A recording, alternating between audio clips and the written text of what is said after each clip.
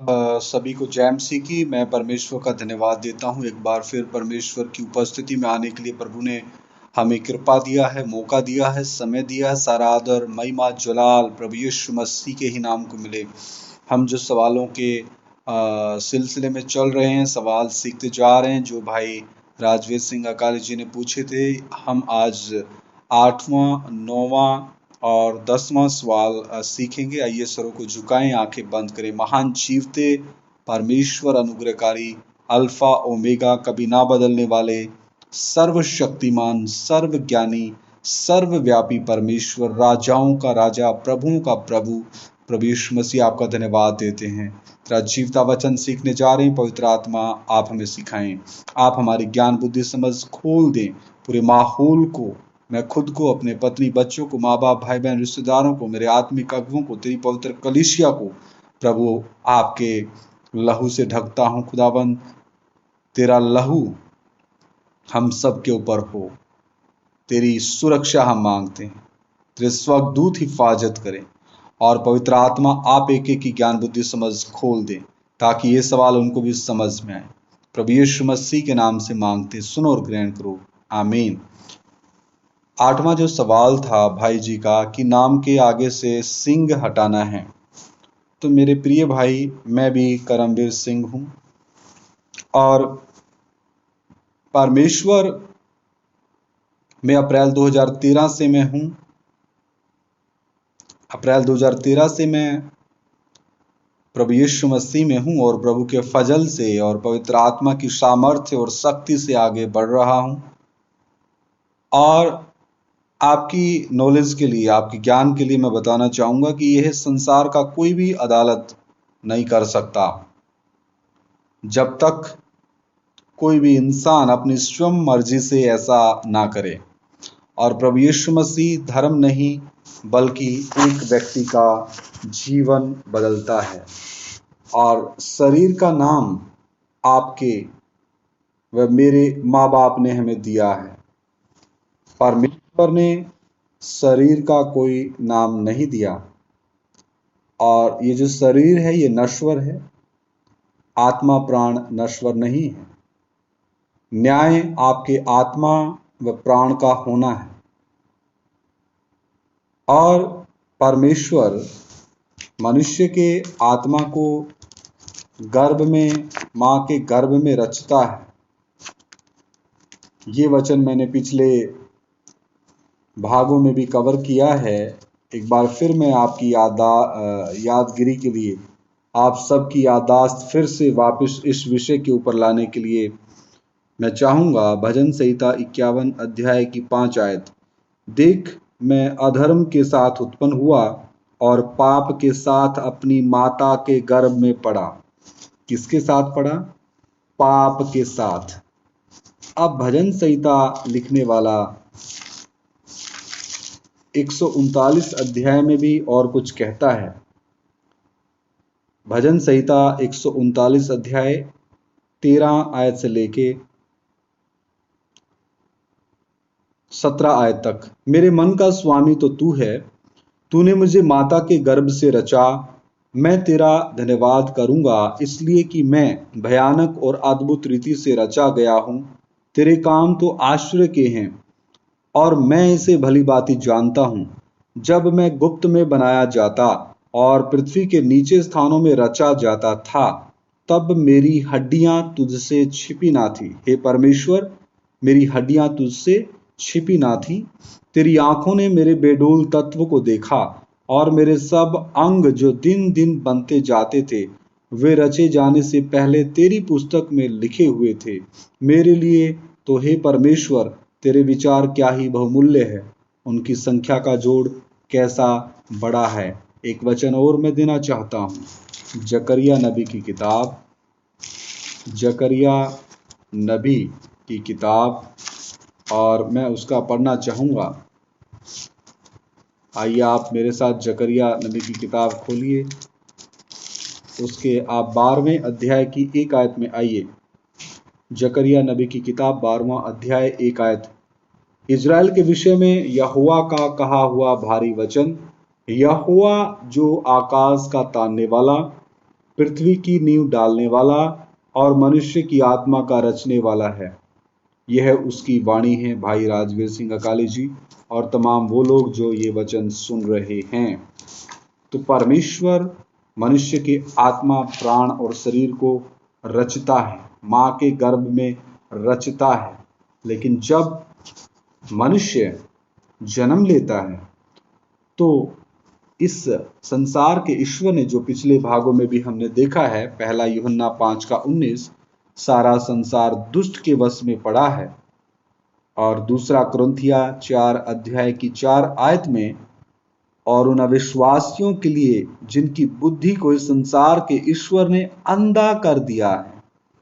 तो जब इस संसार के लोगों की बुद्धि को इस संसार के ईश्वर ने अंधा करके रखा है और इस संसार के लोगों को अलग अलग धर्मों, जातियों, बिरादरियों, ऊंच नीच, काला गोरा, अमीर गरीब, तो इन सारे बंधनों में बांध के रखा है, तो लोगों ने अपने अपने धर्मों, अपने अपने जाति बिरादरियों के अनुसार वो अपने अपने बच्चों का नाम रखते हैं। तो ये बात आपको खोल के बताना मुझे उचित लगा। और हाँ, जो जय पाएगा उसे परमेश्वर स्वर्ग में एक नाम देगा। वो भी मैं आपके लिए वचन पढ़ना चाहूंगा। प्रकाशित वाक्य आखिरी किताब है पवित्र शास्त्र बाइबल की, प्रकाशित वाक्य और उसका 2 अध्याय आप खोलिए। प्रकाशित वाक्य 2 अध्याय और 17 आयत। जिसके कान हो वह सुन ले कि आत्मा कलीसियाओं से क्या कहता है। जो जय पाए उसको मैं गुप्त मन्ना में से दूंगा और उसे एक श्वेत पत्थर भी दूंगा, और उस पत्थर पर एक नाम लिखा हुआ होगा जिसे उसके पाने वाले के सिवाय कोई ना जानेगा। तो वो नाम होगा असली नाम, तो वो नाम होगा अनंत काल तक आपका रहने वाला। तो आपके सामने और तमाम लोगों के सामने जो परमेश्वर के इस आवाज को सुन रहे हैं, परमेश्वर अपने तीसरे व्यक्तित्व पवित्र आत्मा के द्वारा इस निकम्मे नालायक के शरीर को इस्तेमाल करते हुए परमेश्वर के वचन के द्वारा आपसे बात कर रहा है। आइए 9वां सवाल, पगड़ी नहीं बांधनी। तो इसके बारे में तो मैं आपकी बात से सहमत हूं, पवित्र शास्त्र मना करता है। आइए पवित्र शास्त्र में से हम पहला कुरिन्थिया उसका 11वां अध्याय की 3 और 4 आयत मैं पढ़ना चाहूंगा। पहला कुरिन्थिया 11वां अध्याय और उसकी 3 और 4 आयत। परंतु मैं चाहता हूं कि तुम यह जान लो कि हर एक पुरुष का सिर मसीह है और स्त्री का सिर पुरुष है और मसीह का सिर परमेश्वर है। यानी उसका खुद का परमेश्वर। तो पहला व्यक्तित्व, जो पुरुष सिर ढांके हुए प्रार्थना या भविष्यवाणी करता है वह अपने सिर का अपमान करता है। इस बात के बारे में मैं आपसे सहमत हूं कि मसीहियों को परमेश्वर ये हुक्म नहीं देता कि वो अपना सिर ढांप के प्रार्थना करें। इस बात से मैं आपकी सहमत हूं। 10वां सवाल, निंग साहब ने कहा, भाई राजवीर सिंह अकाली जी ने कहा मैं बाइबल पढ़ता हूं। बहुत अच्छी बात है कि आप पवित्र शास्त्र पढ़ते हैं और इसके बारे में प्रकाशित वाक्य भी कहता है। वो भी मैं आपके मध्य में वचन रखना चाहूंगा। प्रकाशित वाक्य 1 अध्याय और मैं पढ़ना चाहूंगा उसकी 3 आयत। धन्य है वह जो इस भविष्यवाणी के वचन को पढ़ता है और वे जो सुनते हैं और इसमें लिखी हुई बातों को मानते हैं, क्योंकि समय निकट है। मेरे भाई, मैं धन्यवाद देता हूं प्रभु का, आप इन वचनों को पढ़ते हैं, आप धन्य हैं। लेकिन आपको ये मौका भी मिला कि आप अभी सुन रहे हैं, और उससे धन्य मौका तब होगा कि आप इन सारी बातों को मानेंगे। साधु सुंदर सिंह की तरह घुटने टिका के प्रभु यीशु मसीह को अपना प्रभु और मुक्तिदाता और उद्धारकर्ता करके ग्रहण करेंगे और नया जन्म पाएंगे, नई सृष्टि बनेंगे, उद्धार प्राप्त करेंगे और परमेश्वर के घराने में जन्म लेंगे। तो आप वचन को पढ़ते हैं, अभी आपको मौका मिला वचन को सुनने का, तो बात है कि आप लिखी हुई बातों को मानना है। ये बहुत जरूरी है। नहीं तो मेरे भाई राजवीर सिंह अकाली जी और तमाम वो लोग जो वचन सुन रहे हैं, मेरे प्रियो, प्रभु यीशु मसीह कहेगा, क्या कहेगा वो हम देखते हैं। लूका की अंजील, लूका की अंजील, लूका रचित सुसमाचार 6 अध्याय 46, 47, 48, 49 वचन। लूका रचित सुसमाचार 6 अध्याय 46, 47, 48, 49। जब तुम मेरा कहना नहीं मानते तो क्यों मुझे हे प्रभु कहते हो? जो कोई मेरे पास आता है और मेरी बातें सुनकर उन्हें मानता है, मैं तुम्हें बताता हूँ कि वह किसके समान है। वह उस मनुष्य के समान है जिसने घर बनाते समय भूमि गहरी खोदकर चट्टान पर नींव डाली, और जब बाढ़ आई तो धारा उस घर पर लगी, परंतु उसे हिला ना सकी, क्योंकि वह पक्का बना था। परंतु जो सुनकर नहीं मानता वह उस मनुष्य के समान है जिसने मिट्टी पर बिना नींव का घर बनाया। जब उस पर धारा लगी तो वह तुरंत गिर पड़ा और गिरकर उसका सत्यानाश हो गया। मेरे प्रियो, यदि आप केवल वचन पढ़ते हो, सुनते नहीं हो, और अगर सुन भी लिया तो जैसा प्रभु कहता है कहना नहीं मानते हो, तो उसका कोई फायदा नहीं। आपको चाहिए कि आप अपना आत्मिक घर, अब्दी चट्टान, सिय्योन के कोने का पत्थर, एकमात्र सच्चा परमेश्वर प्रभु यीशु मसीह के ऊपर बनाएं। तब आपका छुटकारा है। नहीं तो मत्ती की अंजील भी कहती है 7 अध्याय में, आइए प्रभु क्या कहेगा। उन झूठे पादरियों के लिए भी ये वचन है और अन्य जातियों के लिए भी, बहुतों के लिए कहीं ये वचन सत्य साबित ना हो जाए। मत्ती 7 अध्याय 21 से 23। जो मुझसे हे प्रभु कहता है, उनमें से हर एक स्वर्ग के राज्य में प्रवेश ना करेगा, परंतु वही जो मेरे स्वर्गीय पिता की इच्छा पर चलता है, यानी मेरे परमेश्वर तव की इच्छा के अनुसार चलता है। उस दिन बहुत से लोग मुझसे कहेंगे, हे प्रभु, क्या हमने तेरे नाम से भविष्यवाणी नहीं की, और तेरे नाम से दुष्ट आत्माओं को नहीं निकाला, और तेरे नाम से बहुत से आश्चर्यकर्म नहीं किए?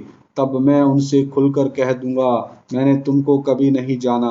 हे कुकर्म करने वालों, मेरे पास से चले जाओ। तो मेरे प्रिय भाई राजवीर सिंह अकाली जी, कहीं आप उस दिन ये ना कहें कि मैंने भी तो बाइबल पढ़ी, मैंने भी तो बहुत से पादरियों के साथ वाद विवाद किया, मैंने भी तो पास्टर गुरदीप सिंह की क्लास लगाई, उसको निरुत्तर कर दिया, उसको मेरे सवालों का कोई जवाब ही नहीं आया।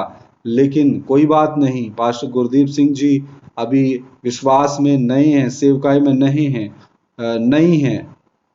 नए हैं मतलब नए आए हैं, तो उनको इतना वचन का अध्ययन और वचन का ज्ञान ना होने के कारण वो जवाब नहीं दे पाया।